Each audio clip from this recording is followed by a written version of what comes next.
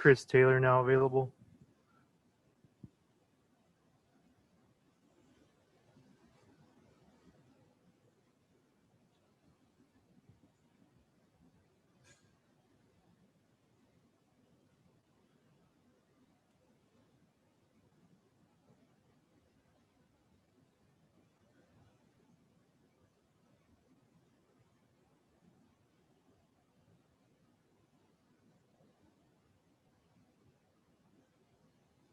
First question's from Alana Rizzo.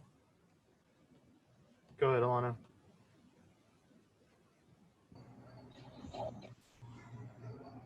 Hi, Chris. How important was it for you guys to be able to stay resilient in game one and effectively get the win? I know it sounds a little cliche, but making a statement in game one, I would imagine, takes a little bit of the pressure off you guys moving forward. Yeah, for sure. You always want to get that first one, put the pressure on your opponent. I think once you get that first win, you can kind of relax a little bit and just play free. And, it's definitely a good feeling starting out 1-0 as opposed to starting out 0-1. So, we're feeling good.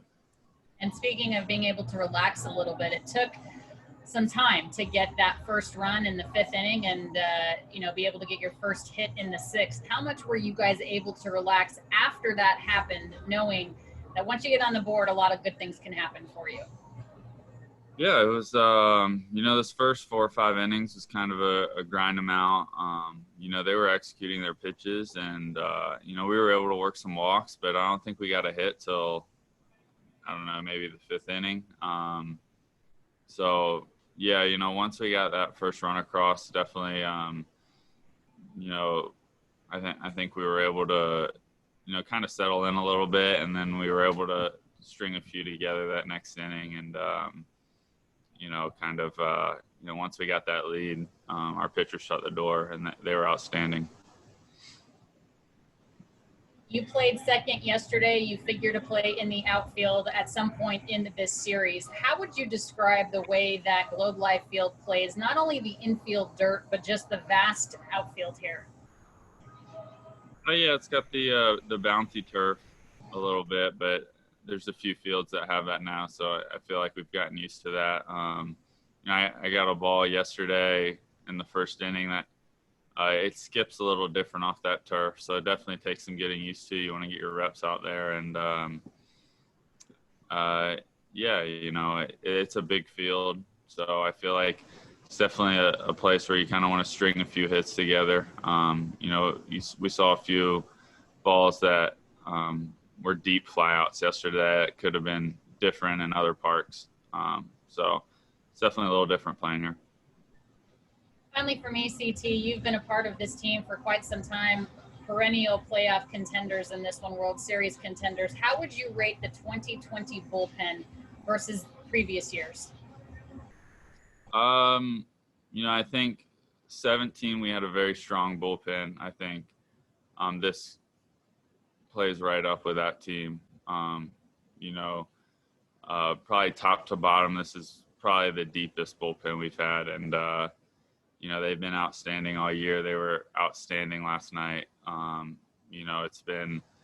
It's definitely nice having those guys. Once we get a lead, having those guys come in and, we feel confident they're going to do the job for us.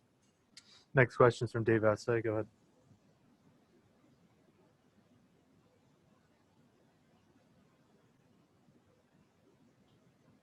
Go ahead. Go ahead, Ken. Chris, this year you've really improved on what sounds simple, but obviously isn't, swinging at strikes and taking balls.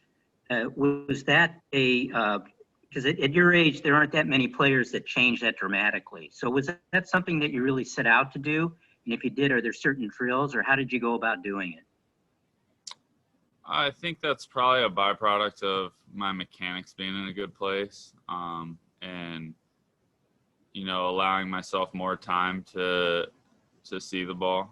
I think maybe in previous years, when you're constantly getting beat by velocity or swinging and missing it, fastballs, it's kind of makes you want to cheat a little bit to hit the heater. And, that's when you're vulnerable to the off-speed pitches. So I think this year I've just cleaned up my mechanics a little bit, and I feel like I've been in a really good place where I don't have to think about my mechanics when I'm hitting. And, I'm able to see the ball better.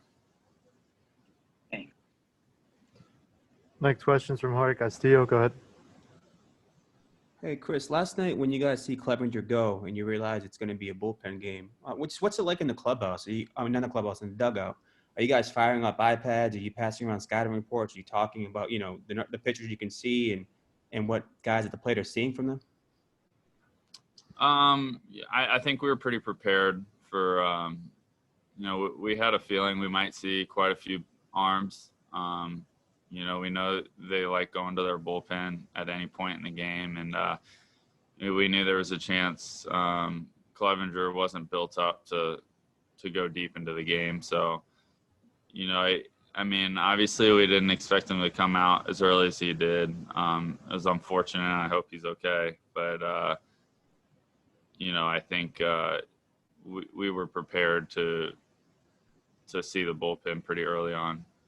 And then tonight with Davies, he's a guy who had more success against you guys than most pitchers this year. What'd you learn facing him this year, and what do you guys need to do maybe a bit better to get him out of the game early?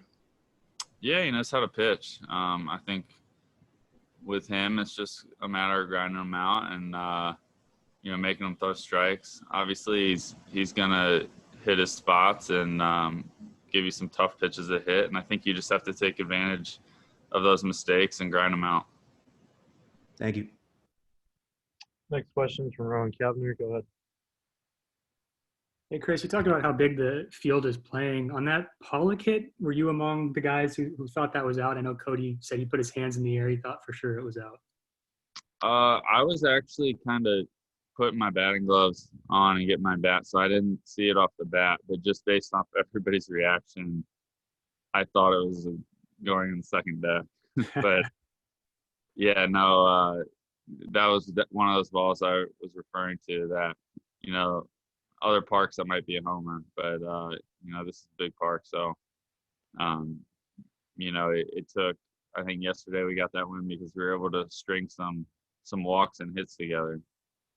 Is there anything you can do approach-wise to I don't know, play to a field that big? I mean, it's just as simple as just taking more walks, I guess, because I'm guessing you can't really do a whole lot. You want to still hit the ball as hard as you can.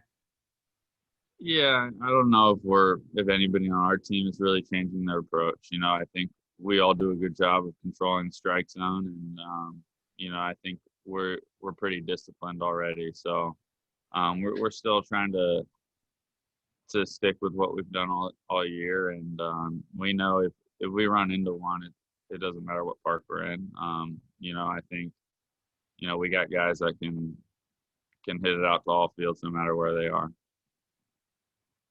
Next question is from Bill Plunkett. Go ahead. Yeah, along those same lines, Chris, the A's and Astros are playing at Dodger Stadium, and they've hit 14 home runs already. May have hit a couple more while I was saying that. Do you miss that? I don't care how we get the win as long as we win. At this point, stats don't matter. The only thing that matters at the end of the day is the W. So I don't care if we win 1-0 or 10-9. We're just trying to win games. You did, obviously lead the majors in home runs this year. Do you think that Dodger Stadium had something to do with that? I don't know. I feel like it's been a pretty fair park.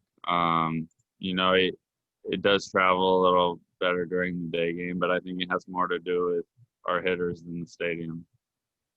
Thanks, Chris. Got time for one more. Go ahead, Eric. Chris, I'm just wondering, last night you guys were walking a ton. It was a tight game, but were you even aware that you guys didn't have a hit entering the sixth inning, or is that something you're not even thinking about at that point? No, I think I was aware. It was the sixth inning, so I knew it was pretty deep into the game. and we had strung together like 5 or 6 walks. So we had base runners. We even scored a run, I think, before we got a hit. So, yeah, no, I knew. But like I said, their pitchers were doing a good job executing their pitches. And, it seemed like they were okay with walking us before they were going to give up damage. So, we kind of just had to grind them out and take our walks. And then eventually we were able to get to them. Thank you.